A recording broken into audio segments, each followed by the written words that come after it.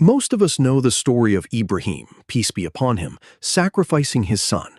But behind that well-known story lie layers of insight that are rarely discussed. In this video, we explore 3 overlooked dimensions of Qurbani, drawn directly from the Quran and authentic Sunnah, that will completely change how you experience this act of worship. To understand the true depth of this ritual, we have broken it down into 3 unique pillars: the reality of the long wait, the devastating psychology of the timing, and lessons from the very first sacrifice at the dawn of humanity. Everything shared in this video is referenced exclusively from Quran.com and Sunnah.com. Where authentic narrations are not available, we will say so honestly and stick only to what is verified. To truly appreciate this test, we need to go back, much earlier in Ibrahim's life. Allah tells us in Surah As-Saffat, beginning at Ayah 100, that Ibrahim, peace be upon him, made a heartfelt dua. Ibrahim made this dua after years, even decades of longing for a child, and Allah responded in Ayah 101. But this long-awaited child was not raised in comfort. Allah commanded Ibrahim to leave this child and his mother Hajar in a barren, uninhabited desert valley near the sacred house. Allah mentions this in Surah Ibrahim, Ayah 37. This event is detailed beautifully in an authentic hadith narrated by Ibn Abbas, recorded in Sahih al-Bukhari. Now, consider this carefully. After years of waiting for a child, after being commanded to leave that child as an infant in a barren desert, after watching his son grow up from afar through occasional visits, after finally being reunited with his son at the age where they could walk together, work together, and bond as father and son, this is the exact moment Allah chose to test him. Notice something important. The command did not come as direct speech, the way Allah spoke to Musa, peace be upon him, or a direct form of revelation as a command conveyed through Angel Jibreel. It came through a dream. Dreams are always difficult to digest.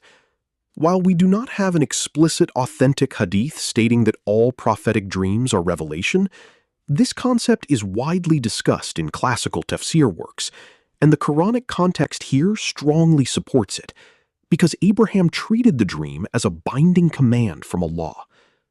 And this makes the test even more profound.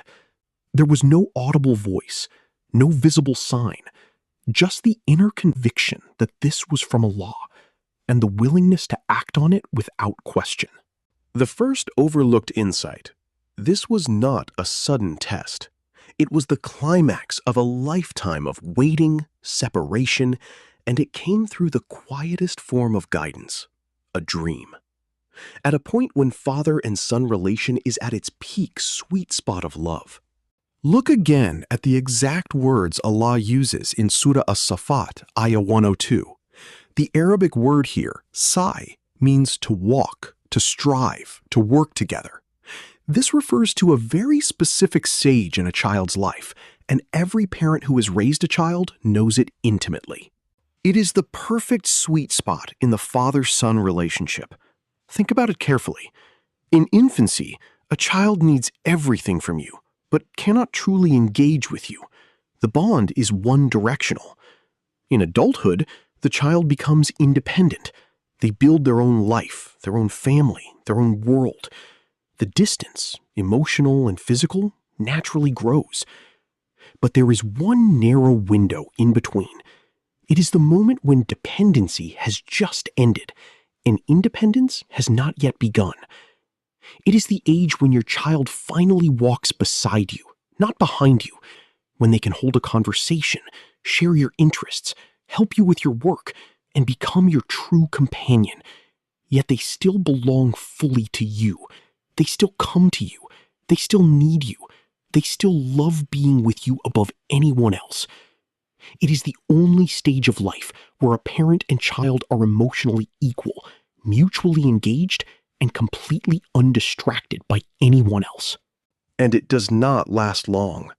From that point on, the distance only grows. Friends arrive, adolescence begins, the world pulls them outward.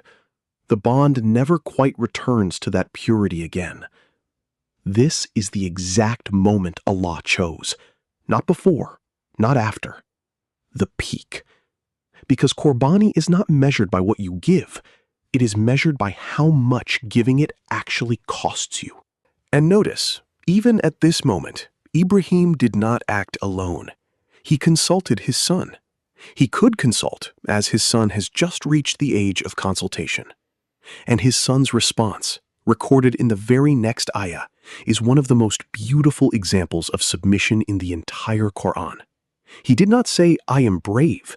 He said, "Insha'Allah." Even his courage was wrapped in humility with the word Insha'Allah. The story of sacrifice in Islam did not begin with Ibrahim. It began at the dawn of humanity with the two sons of Adam, peace be upon him. Allah tells us in Surah Al-Ma'idah, Ayah 27. Here is something fascinating. The early nations actually knew whether their sacrifice was accepted or not. There was a visible sign, and the ayah confirms that one offering was accepted and the other was not, in a way that was clearly known to them. We today do not have that visible confirmation, but Allah, in His mercy, gave us something better. He told us exactly what determines acceptance. From this single ayah, we extract the principles that govern whether our Qurbani is accepted today. And the reverse is equally true. The absence of these qualities is what made Qabil's offering rejected. He did not give his best. His heart was not in it. His intention was contaminated. Allah confirms this principle beautifully in Surah Al-Hajj, Ayah 37. And one more powerful detail. The concept of Qurbani has its roots since the beginning of humanity. Allah tells us in Surah Al-Hajj, Ayah 34, every nation throughout history had a form of sacrifice, from Habil and Qabil to Ibrahim to us today. It is one of the oldest, most universal acts of worship in human history. When we bring these elements together, we discover the true blueprint of sacrifice. It is an intersection of three distinct realities: the cost, the agonizing timing after a lifetime of waiting, the love, the willingness to surrender a bond at its absolute peak, and the sincerity, the deep underlying taqwa that validates the entire act. Notice where the physical animal sits. It lies entirely outside of this intersection. The animal is merely the vehicle. The true substance of Qurbani is what happens within the heart. 3 overlooked insights into Qurbani. 1. Ibrahim's test came at the climax of a lifetime of waiting, separation, and reunion, through the quietest form of guidance, a dream. 2. Allah chose the exact moment when the father-son bond was at its absolute peak, the narrow sweet spot before life pulls them apart. 3.